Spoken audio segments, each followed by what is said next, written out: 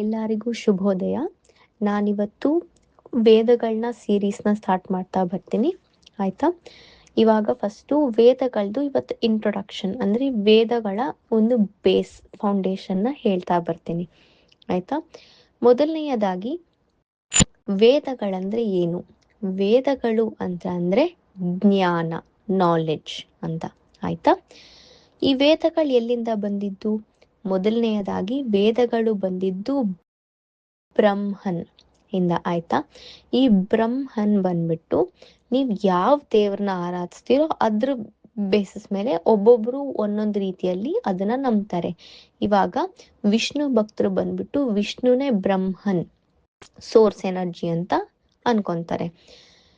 ಮಹಾದೇವನ್ ಭಕ್ತರು, ಶಿವನ್ ಭಕ್ತರು ಬಂದ್ಬಿಟ್ಟು ಶಿವನೇ ಬ್ರಹ್ಮನ್ ಅಂದ್ರೆ ಆ ಮೂಲ ಎನರ್ಜಿ ಅಂತ ಅನ್ಕೊಂತಾರೆ.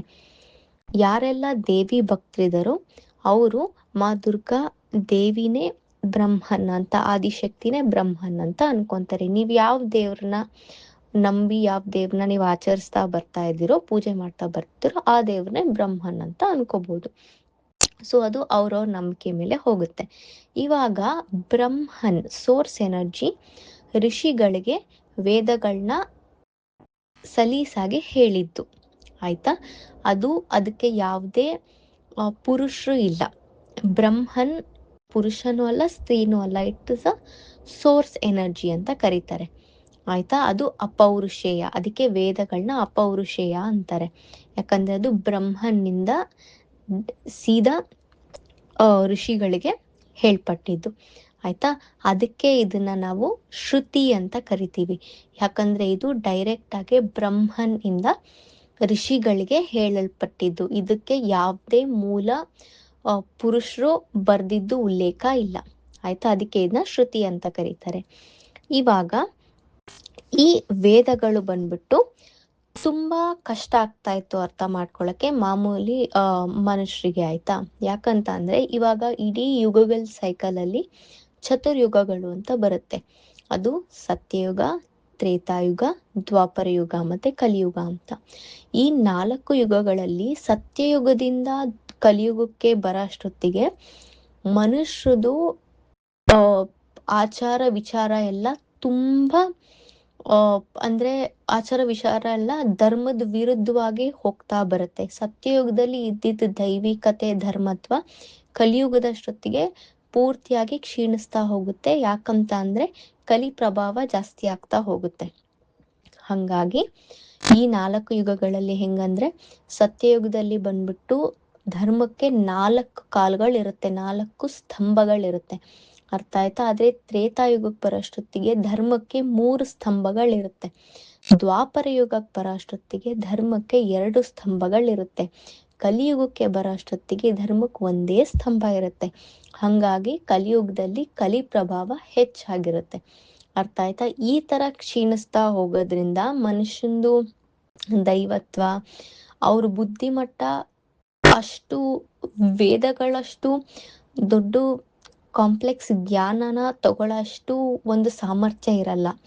ಹಂಗಾಗಿ ದೇವ್ರೇನ್ ಮಾಡ್ತಾರೆ ಅಂದ್ರೆ ಪ್ರತಿ ಚತುರ್ಯುಗದಲ್ಲಿ, ಅದರಲ್ಲೂ ದ್ವಾಪರ ಯುಗದಿಂದ ಕಲಿಯುಗದಲ್ಲಿ ಮನುಷ್ಯಂದು ದೈವಿಕತ ಕಡಿಮೆ ಆಗ್ತಾ ಹೋಗುತ್ತೆ. ಯಾಕಂದ್ರೆ ಕಲಿಯುಗಕ್ಕೆ ಬಂದಂಗೆ ಕಲಿ ಪ್ರಭಾವ ಜಾಸ್ತಿ ಆಗ್ತಾ ಬರುತ್ತೆ.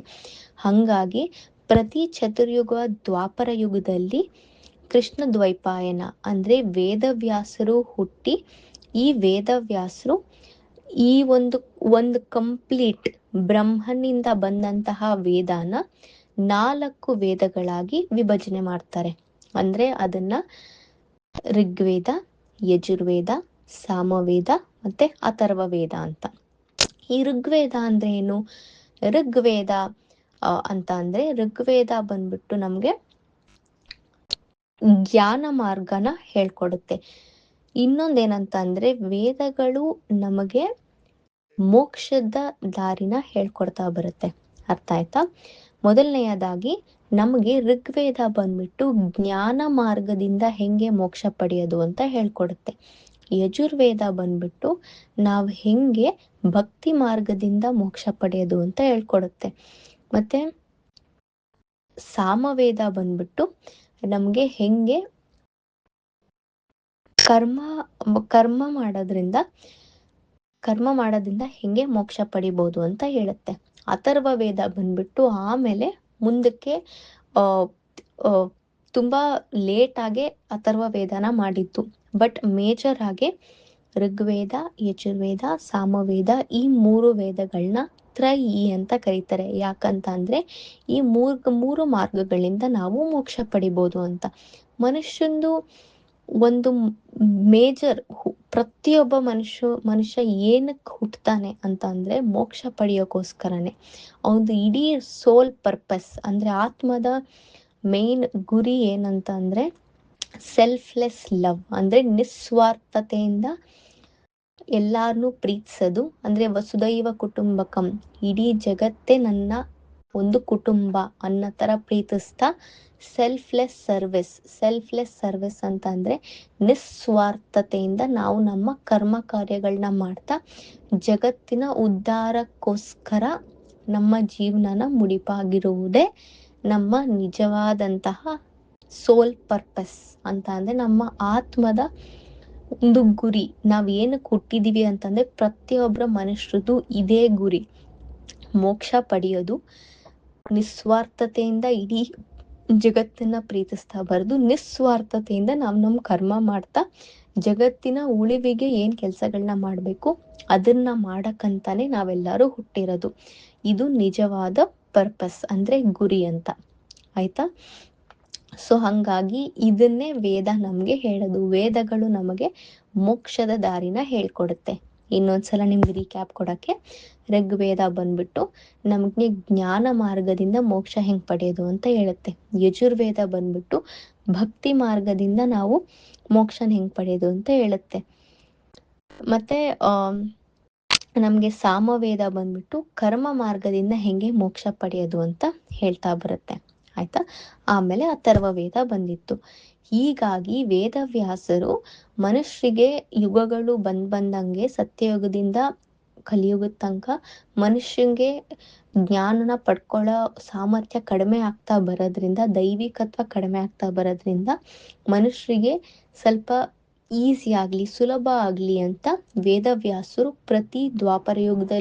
ಪ್ರತಿ ಚತುರ್ಯುಗ ದ್ವಾಪರ ಯುಗದಲ್ಲಿ ಹುಟ್ಟು ಬಂದ್ಬಿಟ್ಟು ಈ ವೇದಗಳನ್ನ 4 ವಿಭಜನೆಯಾಗಿ ಮಾಡ್ತಾರೆ. ನಾನು ಹೇಳ್ದಂಗೆ ಋಗ್ವೇದ, ಯಜುರ್ವೇದ, ಸಾಮವೇದ, ಅಥರ್ವವೇದ. ಆಯ್ತಾ?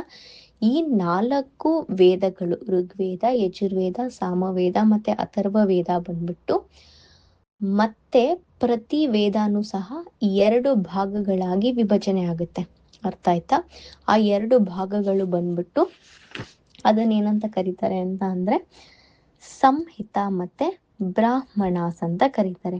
ಈ ಸಂಹಿತಾಗಳಂದ್ರೆ ಏನು? ಸಂಹಿತಗಳಂತ ಅಂದ್ರೆ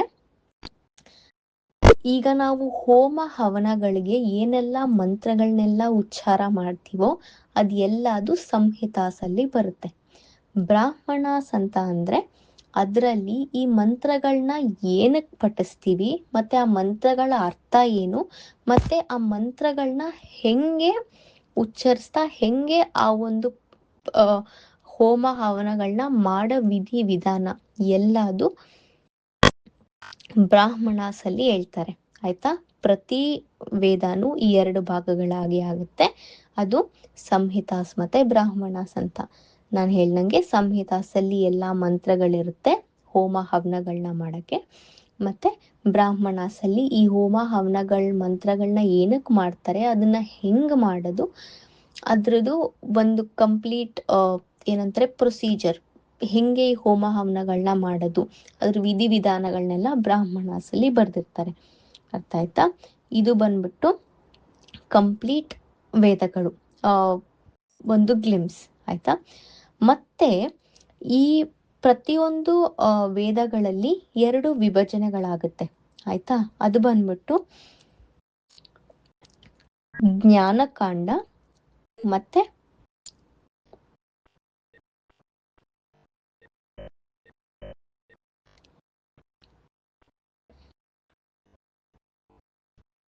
ಮತ್ತೆ ಕರ್ಮಕಾಂಡ ಅಂತ. ಆಯ್ತಾ? ಈ ಜ್ಞಾನಕಾಂಡದಲ್ಲಿ ಏನ್ ಬರುತ್ತೆ? ಜ್ಞಾನಕಾಂಡದಲ್ಲಿ ಮತ್ತೆ 2 ವಿಭಜನೆ ಆಗುತ್ತೆ. ಅದು ಅರಣ್ಯಕಾಸ್ ಮತ್ತೆ ಉಪನಿಷತ್ಸ್ ಅಂತ. ಆಯ್ತಾ? ಕರ್ಮಕಾಂಡದಲ್ಲಿ ಆ, ಎರಡು ಈ ಸಂಹಿತಾ ಮತ್ತೆ ಬ್ರಾಹ್ಮಣಾಸ್ ಅಂತ ಹೇಳಿದ್ನಲ್ಲ, ಪ್ರತಿ ವೇದದಲ್ಲೂ ಸಹ 2 ಭಾಗಗಳು ಬರುತ್ತೆ. ಅದು ಜ್ಞಾನಕಾಂಡ ಮತ್ತೆ ಕರ್ಮಕಾಂಡ ಅಂತ, ಆಯ್ತಾ. ಈ ಜ್ಞಾನಕಾಂಡದಲ್ಲಿ ಅರಣ್ಯಕಾಸ್ ಮತ್ತೆ ಉಪನಿಷತ್ಸ್ ಅಂತ ಬರುತ್ತೆ. ಕರ್ಮಕಾಂಡದಲ್ಲಿ ಬಂದ್ಬಿಟ್ಟು ಸಂಹಿತಾಸ್ ಅಂತೆ ಮತ್ತೆ ಬ್ರಾಹ್ಮಣಾಸ್ ಅಂತ ಬರುತ್ತೆ. ನಾನು ಅವಾಗಲೇ ಏನು ನಿಮಗೆ ಎಕ್ಸ್ಪ್ಲೇನ್ ಮಾಡಿದ್ನಲ್ಲ ಅದು. ಸೊ ಇದು ಒಂದು ಬೇಸ್ ಆಫ್ ವೇದಾಸ್. ನೀವು ಅರ್ಥ ಮಾಡ್ಕೋಬೇಕು ವೇದಗಳಂದ್ರೆ ಏನು, ವೇದಗಳ ಫೌಂಡೇಶನ್ ಏನು, ಯಾವ್ಯಾವ ಥರ ವೇದಗಳಿದೆ, ಅದ್ರ ಅಂಡರ್ ಏನೆಲ್ಲ ಬರುತ್ತೆ ಅಂತ ಅರ್ಥ ಮಾಡ್ಕೋಬೇಕು. ಅರ್ಥ ಆಯ್ತಾ? ಸೊ ನಿಮಗೆ ಇನ್ನೊಂದು ಹೇಳೋದು ಮರ್ತೋದೆ. ಅರಣ್ಯಕಾಸ್ ಅಂತ ಅಂದರೆ ಏನಂತ ಅಂದರೆ, ಇದು ಸ್ವಲ್ಪ ಕರ್ಮಕಾಂಡ ಎಲ್ಲದಕ್ಕಿಂತ ಬೇರೆ ಇರುತ್ತೆ, ಆಯ್ತಾ. ಅಂದರೆ ಅರಣ್ಯಕಾಸ್ ಅಂತ ಅಂದರೆ, ಈಗ ನೀವು ಅರಣ್ಯದ ವನವಾಸಗಳಲ್ಲೆಲ್ಲ ಹೇಗಿರಬೇಕು, ಯಾವ ಥರ ಒಂದು ಜೀವನ ಶೈಲಿ ನಡೆಸಬೇಕು, ಆ ಥರ ಅರಣ್ಯಗಳಲ್ಲಿ ಇದ್ದು ಸನ್ಯಾಸತ್ವ ಯಾರೆಲ್ಲ ಮಾಡೋರಿಗೆ ಅವ್ರು ಹೆಂಗೆ ಮೋಕ್ಷದ ಹಾದಿಗೆ ನಡಿಬೋದು, ಇದೆಲ್ಲ ನಾವು ಅರಣ್ಯಕಾಸಲ್ಲಿ ನೋಡ್ಬೋದು, ಆಯ್ತಾ. ಉಪನಿಷತ್ಗಳೇನಂತ ಅಂದರೆ, ಅದು ನಮಗೆ ಮೋಕ್ಷದ ದಾರಿ ಏನು, ನಮ್ಮ ಆತ್ಮನ್, ಬಾಡಿ ಅಲ್ಲ ಆತ್ಮನ್, ನಮ್ಮ ಆತ್ಮ ಮತ್ತು ಪರಬ್ರಹ್ಮನ್ಗೆ ಏನು ಒಂದು ಸಂಬಂಧ ಇದೆ ಅದ್ರ ಬಗ್ಗೆ ನಾವು ಉಪನಿಷತ್ಗಳಲ್ಲಿ ತಿಳ್ಕೊತಾ ಬರ್ಬೋದು. ಸೊ ಇದು ನಾನು ಮಿಸ್ ಮಾಡಿದ್ದೆ. ಸೊ ಇದನ್ನೊಂದು ನೀವು ಅರ್ಥ ಮಾಡ್ಕೋಬೇಕು. ಸೊ ನೆಕ್ಸ್ಟ್ ವಿಡಿಯೋಗಳಲ್ಲಿ ನಾವು ಋಗ್ವೇದದಿಂದ ಶುರು ಮಾಡೋಣ. ಸೊ ಮುಂದಿನ ವಿಡಿಯೋನಲ್ಲಿ ಸಿಗುವ. ಈ ವಿಡಿಯೋಗೆ ಲೈಕ್ ಮಾಡಿ, ಶೇರ್ ಮಾಡಿ, ಸಬ್ಸ್ಕ್ರೈಬ್ ಮಾಡಿ, ಬೆಲ್ ಐಕನ್ನ ಒತ್ಬಿಟ್ಟು ನೋಟಿಫಿಕೇಶನ್ಸ್ ಬರ್ತಾ ಇರುತ್ತೆ ನಿಮ್ಗೆ ನನ್ನ ಮುಂದಿನ ವೀಡಿಯೋಸ್ಗೆ. ಸೊ ನಿಮ್ಮನ್ನು ಮುಂದಿನ ವಿಡಿಯೋ ಅಲ್ಲಿ ಸಿಗುವ. ನಮಸ್ಕಾರಗಳು.